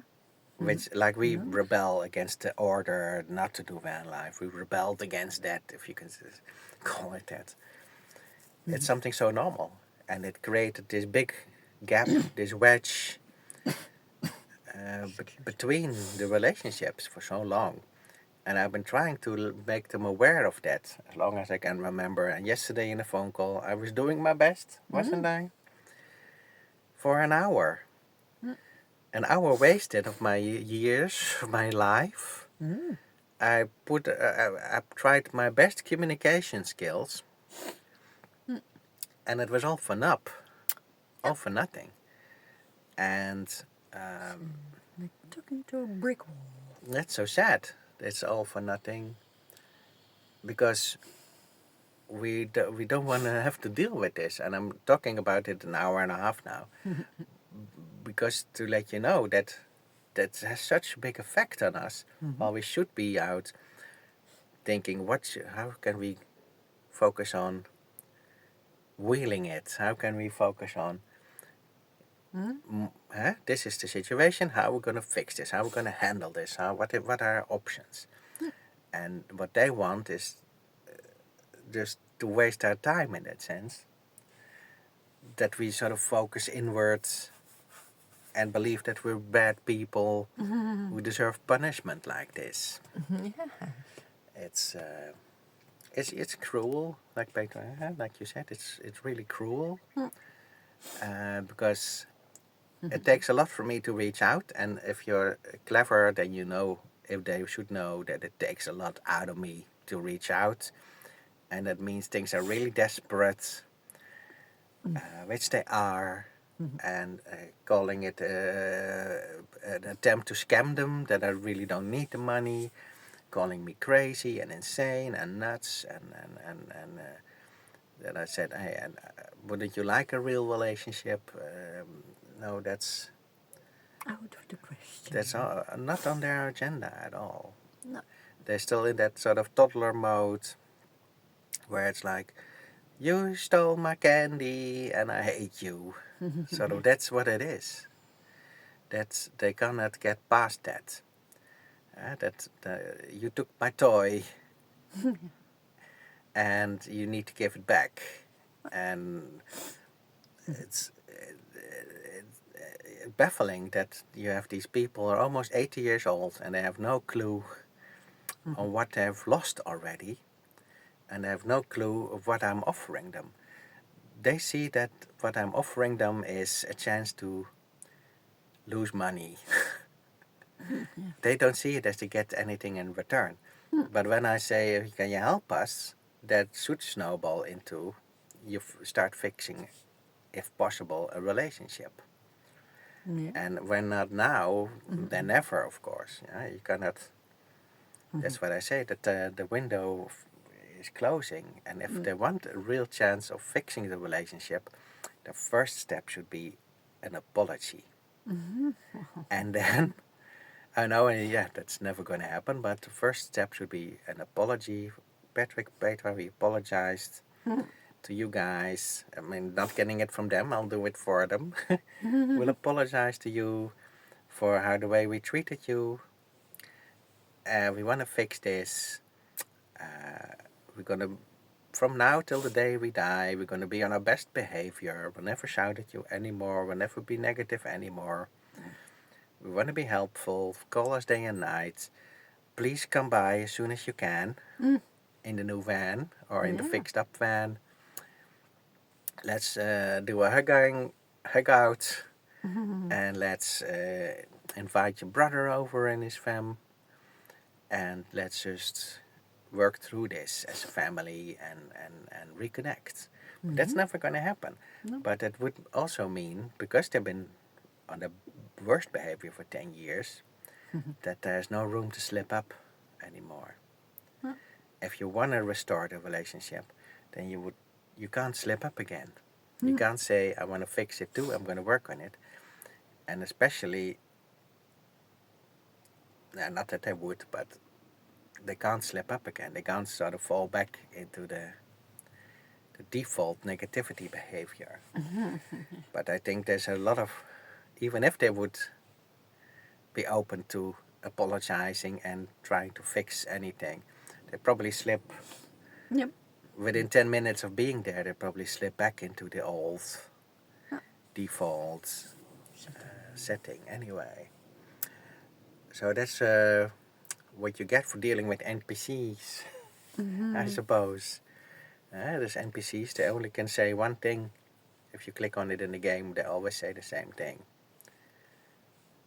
And they never say something else. While you're the player running from town to town, collecting clues, doing quests, defeating bosses, solving puzzles. And then you walk into that one house and you say one thing, and there you always get the same reply from the NPC. They're incapable of changing, incapable of thoughts, incapable of critical thinking, they're incapable of reflecting back inwards and all that good stuff. Program. Yeah. So just sharing this, not out of spite, but because that's been also put on our plate.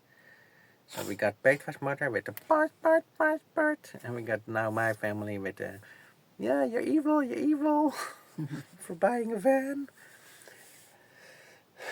Well, we still didn't get any step further towards fixing. All we get is blaming for how we lived our lives. We got a lot of blame for that.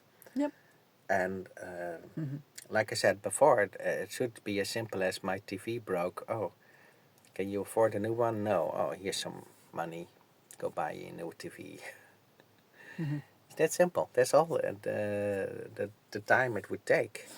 Yeah. We have a viewer. They say, hey, where's your ID link? And then I'll say, oh, here it is. Oh, thanks. And a minute later, there's like donation coming in. And I say, thank you very much. And then it's So simple. It's so simple. It shouldn't take a whole day of being told everything that's wrong with you, and that you're a liar and a scammer and a deceiver and evil for doing your own thing. And I mean, what about free will and all, you know? How can you be, could you really be proud as a parent if you order your adult kid to do something and threaten them with sort of losing their life if they don't? Shouldn't you be more proud if somebody sticks up for yourself?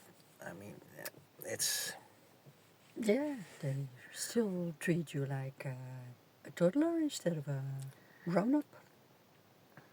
That's my observation, at least. Yeah, but they treat you like toddlers because they never got out of the toddler stage themselves. Mm. That's why a conversation, if I call it that, a phone conversation, it's not a conversation. It's them being a full-on toddler mode, panic mode, and me being quiet. And even if I say, take a breather, calm down, can't. They got one setting, and it's sort of, siren setting, and it makes it really difficult to... conversation means you speak, I listen. Yeah. I listen, I repeat to you what I said, if I understand that correctly. Yeah. And then the other person says, yes, you understood it correctly, or no, let me give you some tweaks. Then I speak, and they listen, and then they repeat to me, this is what you're saying. Do I understand it correctly? And I can say yes or no. And then you find some common ground. And common ground for a conversation to work should be that you have to agree on certain facts. And that's what toddlers don't... I mean, toddlers are toddlers. They don't have to deal with facts yet. Acknowledge that you're your own person, and they are their own person, and... But you have to agree on reality, at least. So if I say, hey, is it correct that you guys were negative about our van life? The answer should be, yes, that is correct. The answer should not be, no, that you're making that up. We're very positive and supportive of your van life. That is fantasy. But you can't agree on the facts, then you're being gaslighted. Lit. Because then they deny the whole cause of what happened, and they want you to think that you're crazy for thinking that. And they try to wipe their slate clean. Their role and their part in By it. denying it. But if you don't own up to it, you can never heal. No. You can never heal a relationship before you go through the hard part and have to say, yeah, we were, and that is ridiculous. You have to realize the ridiculousness of it first. Yep.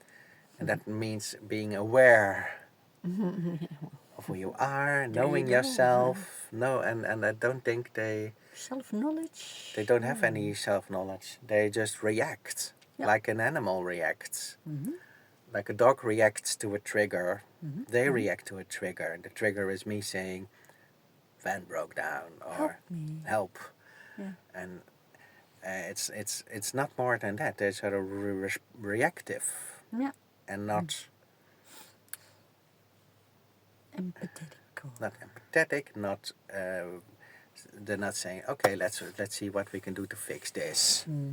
How can we help? Can-do mentality. They don't say, hey, this sucks for you guys that you broke down. This really sucks. How can we help? Are you guys all right? Are you guys somewhere safe? Is the van still drivable? What can we do? Don't worry, Petra, don't worry. We got you guys. Don't worry. We'll figure this out together as a family. We're going to phone up your brother. We're going to have a family emergency meeting on the Zoom. For instance. On the video call, everybody chimes in. We're going to get you sorted right away. This supersedes everything. Hold our other appointments. Hold everybody else who's supposed to come by. Just... this takes precedence about everything.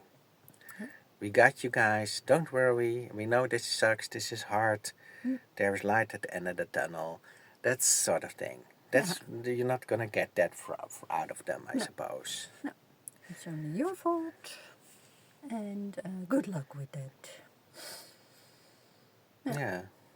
Yeah, it's... that's what we're going through today. And what is it now? Let's see, well, we should do other things. We're almost 2 hours into this. But it is important to let you guys know. Because otherwise, if you don't get an update from us, you think, what are we doing? What are we doing all day? And we've been doing this. And I knew this would be the outcome, Yeah. but I had to try it anyway. But it does drain your energy. And I want to talk about it, that it's been going on. Same with Petra. I wanted to let you guys know that it's been going on with your mother, dealing with her stuff. Yeah. And they all make it. I mean, her mother is already panicked about a passport that is over date. Yeah. She doesn't care. She doesn't watch. We subscribe her to the videos. Yeah. But she doesn't watch them all. She doesn't watch don't them think so. ever. She never acknowledged anything that makes us believe that she watches it. No. She just, I think, look at the thumbnails, sees a donkey and says, "Oh, how about that donkey? Was that nice? Was that fun? Are you still there?" Yeah, she watched the short with the donkey. Yeah. I don't think she watched the long video. Yeah, she thinks we're still with the donkey or something. But that's all the attention span that she has. And then it's back to worrying about the passport or the groceries. And we have to make sure that she gets food for the weekend, or that she doesn't die of thirst for the weekend. Because she cannot leave the house. No. Or she sort of, what's the word? When you're afraid to leave the house. Yeah.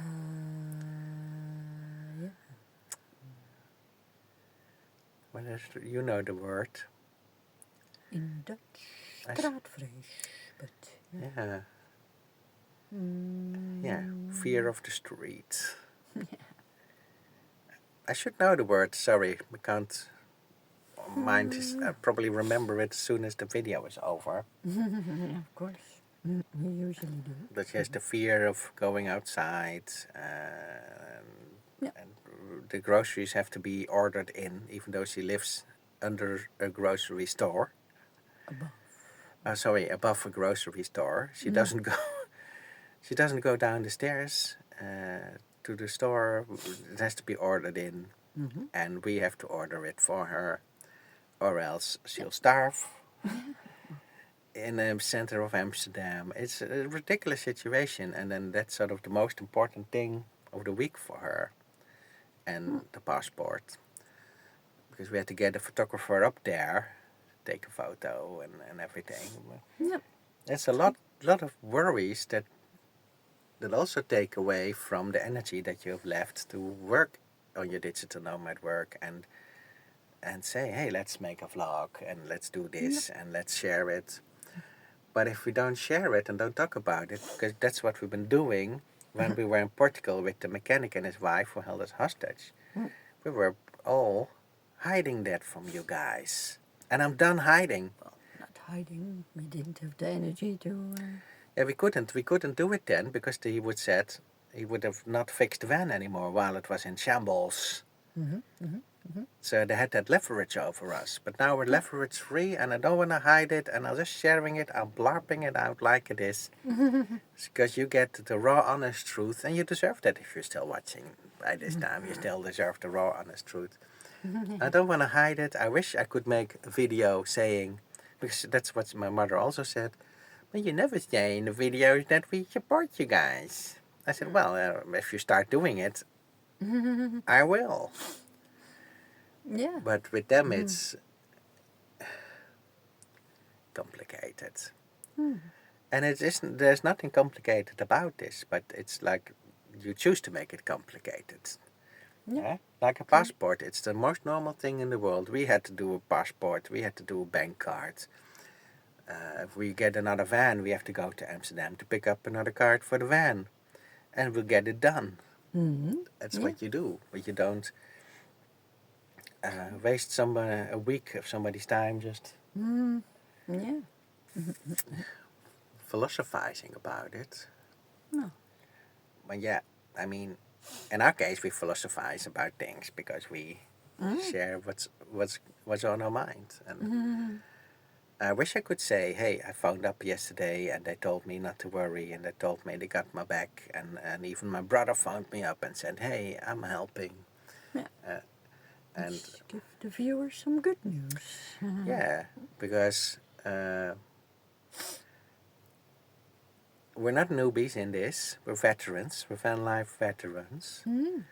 And they chose the wrong side 10 years ago because they thought they could get away with it. That's what I wanted to say as closing. 10 years ago, my brother and his wife and my parents, they chose to be on the evil side. They chose to be negative about our brave choice to do van life. They thought they could get away with it because who would know? Who would know ever? Who would ever find out how negative they were? And still are. And still are. Who would know? Nobody will know, so you can get away with it. Might as well do it. You don't have to be on your best behavior if you think nobody's watching. Yep. But little did they know, we had this YouTube channel and we talk about things. We talked about it then and we still talk about it today. Yeah. What keeps us busy. And they were caught with their pants down in that sense. Ooh, now it's in the open, now it's exposed that they've been negative. So they were fearing the reactions of the neighbors and other extended family members. But because we're such a small channel, nobody cares. Nobody cares. And because nobody cared, or seemed to care, because in the comments in English were there, people said, that's really heartbreaking that your family is so against it. But they don't understand English. So they don't understand the English comments. But they cared about what the immediate vicinity of the village would say. And when they find out nobody's speaking up about their bad behavior towards us, nobody held them accountable. Nobody said, come on, guys, don't be ridiculous. There's a lot of van lifers. Creepy crawly. Van life. Yep. Because nothing bad happened in their life, so they thought, oh, that might as well we can stay negative. There were no repercussions for them other than that we were no longer coming by. So they felt like as long as we stay small and as long as we don't become super famous in the Netherlands, as long as we don't have 5,000 or 10,000 subscribers, they have no reason to change because they can still get away with being nasty as they are. But as soon as we're in every program on every television channel and in every magazine and newspaper, and we're invited as the experts, and they can't get around it anymore, then they have a reason to change. Then they can say, well, from now on, we'll suppose we are supportive because that's good for our reputation. It's good for our reputation. If outside factors require it necessary, then they might do it, but not by themselves. Not as long as they think we're still pretty invisible as a channel. They can get away with it till the end of days. They will get away with it. Yep. Right? Is that a fair assessment to say? Yeah. True. Yeah. And I know that a lot of you guys have dysfunctional families out there. But in our case, it all came together. You know, you have Petra's dysfunctional family, my dysfunctional family. We got a lot of ex-colleagues and ex-friends that are all still trapped in the matrix, that don't want you to live free. Because if we can, they could have. Yep. So they don't want to support you for that reason. Instead of rooting for you and sort of genuinely saying, hey, let's help you guys get a good van together. I mean, how difficult can it be? I mean, we understand that you guys cannot save, put some money aside, but guess what? We, in our 9-to-5 lives, we can, and some of that okay, it wouldn't break the bank if we help you out. Same way with people who support other charities, Yeah. like somebody True. going on a bike ride for cancer, stuff like that. It's Yeah. it's not as big of a thing, but it's being made in this big thing that you cannot ask for help Yeah. because you're adults. You cannot ask for help because of this. Mm. But guess what? Everybody needs help. Nobody's on the Once in a island. while. Yeah. Everybody needs help once in a while. Age has nothing to do with that at all. It's about doing the right thing, no matter what age you are. Yeah. We helped somebody. Let's Course. end with we helped somebody paint this winter. We did. Yeah. We pushed a fellow motorhomer out of a muddy field. Sandra. At least we tried. Sandra. She Yeah. drove enthusiastically on the side in Yeah. a big ass motorhome, expensive. She told me it was 50,000 euros. Yeah. When she saw her, she had to rub it in. Yeah. Guess. But enthusiastically. Yeah. And then she thought, oh, I'll reverse into the last bay. She drove onto the grass and it was stuck. Yep. Wasn't our first time dealing with a stuck motorhome. We helped a Spanish couple with a stuck motorhome in Spain as well. Yep. It's in the vlogs. Yep. And we managed to get that one out. So enthusiastically in the rain and cold. Yep. We both went there, Yeah. tried to push her out. Yeah. There's another couple in a car drove by, also came to help push her out. Yeah. But it was so muddy, we couldn't get her out. No. So I asked the other Not couple, possible. they were locals, I asked them, do you know a farmer nearby who can come and help out? Yep. So they went and got the farmer. Yeah. Farmer came, pulled her out, and she was over the moon happy. And she said, thank you, Patrick, for your part in this. Yeah. And she was really panicked. And I managed to reassure her, of course. I said, we'll sort this. No, don't worry. It's going to be okay. Yeah. True. And everything worked out. Everybody was friendly and helpful. And then I had back problems for 3 days. From trying to push the van out so hard. But that's what you do. That you feel like you've done something nice for somebody. And because you would want help yourself. I didn't say, it's your own fault for driving in there. I'm just going to watch and see you struggle to get out, but I'm not going to help. No, that didn't even cross my mind. Yeah. That's not who I am. If I can help somebody, I will. It doesn't have to be money, like I said. It can be just calming somebody down and arranging for a tractor to come. Yep. It's easy peasy things like that. Yeah. And isn't that what it's about? We've talked about that with Amber and Chrissa in our first year, about restoring your faith in humanity. We were surprised how helpful people are on campsites usually, and that they said that restored their faith in humanity. And it also restored our faith in humanity for a while. It did.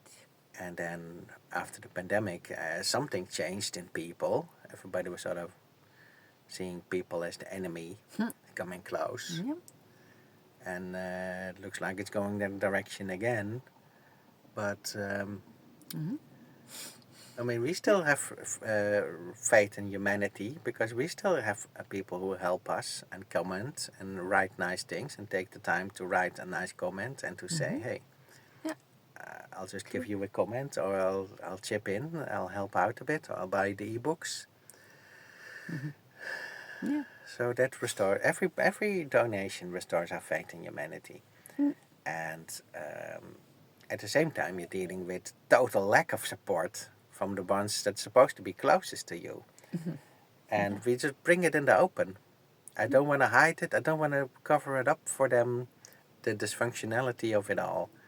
It deserves to be in the open, and that's all we do, because it is a big chunk of our day, and even when this video is done, we'll probably still deal with it ourselves by talking to each other about it while trying. While trying to. We have to snap out of it now. We have to sort of say, let's focus now on what are we going to do. No donations yet, no support from the family. Doesn't leave us with much options. No, true. So we're still back to square one and just lost a lot of time trying out other options. But you do have to cross them off the list. And we just want to let you guys, feel you help you guys. We want to take you guys through that with us. Yeah. This frustration. So, through the thought process. The thought process to the suffering, basically. Right? So people underestimate sometimes, I think, how hard it is. Yeah. And people also forget how good they have it. Sometimes, I think. Yeah. How lucky they are with help, with money, with support. Yeah. Yeah. Some people, like I said to my mother, I said, you get so much help. They don't Getting seem to the hospital, getting your appreciate groceries it. done. When my father was in hospital, I said, people help you with groceries. People bought you casseroles, brought you food. People brought you the groceries. People taxi you to the hospital and back. And you're telling me and Peter we cannot ask for help? You're asking everybody for help. Multiple people. Pulling on the neighbors, pulling on my brother and his wife, pulling on your sisters and uncles. And brothers. And, sisters and brothers. And they're all willing to help her and bring her to the dingus, to the hospital. And they didn't say, they don't say you have to pay us the fuel back. No. They just do it because that's what you do for your family and for your neighbors. Yeah. And we get cast out because we bought a van 10 years ago and they still can't deal with that. They still cannot accept it. But what they really cannot accept is that we obeyed a direct order to not ever do van life. Disobeyed. We disobeyed that order. Yeah. And that's what they cannot deal with. It's almost military-like. Like we being court-martialed because we disobeyed an order from the general, the highest general, my father and mother. Defiant. Yeah. Defiant, yeah. And Yeah. anything else you want to unload on the viewers? Unloaded enough? Yeah. I unloaded for the both of us. Yes. Yeah, we just got up and I said to Petra, I think I should make this video because you guys otherwise think that we're doing nothing. But this is what we're doing and we're... Happening. Again, if the phone call had been successful, if they said, okay, how much do you need, we'll give you something, and even if they would have to pay it back eventually. But then I could go now on the internet searching for vans. If they said, oh, we can help you with, they could say we can help you with a really good van, and you can look for really good vans. If they said we'll give you 500, you can look for 500 more than you can do now. You just work with the budget that they help you with. And now you cannot. And every day that you cannot you don't know what the amount is that you can look with, you have to think of other options. And we're losing, so in that sense we're losing precious time. Since we heard the stressful news. Also because the campsites that we are on, we cannot stay unlimitedly. And there aren't many sites in the Netherlands anyway. And you don't want to be also losing a lot of time traveling around from site to site. Ideally, we would find a next banger now, or the mechanic, and they just go there and get on. Yeah. And this sort of prevents us from getting on, wheeling it. We're just sort of stuck still at the moment. So that's our little video. Little. And we'll let you go now because you guys probably have to pee anyway. Something else. And someone else maybe too. So, Indeed. right. Thank you. And see you in the next one. Yeah. Links in the comments pinned. In Yeah. case you want to do something nice for us. Or at least let us know what you think, and if you have a crazy family of your own and a crazy story to share, we're happy to read it. Yeah. They're not happy, but Yeah. if you want to get it off your chest too, Yeah. we're open to that. Allowed. Yes. Bye, guys and gals. Bye. Bye, wheelers. Bye. Remember, wheel it. Do you feel it?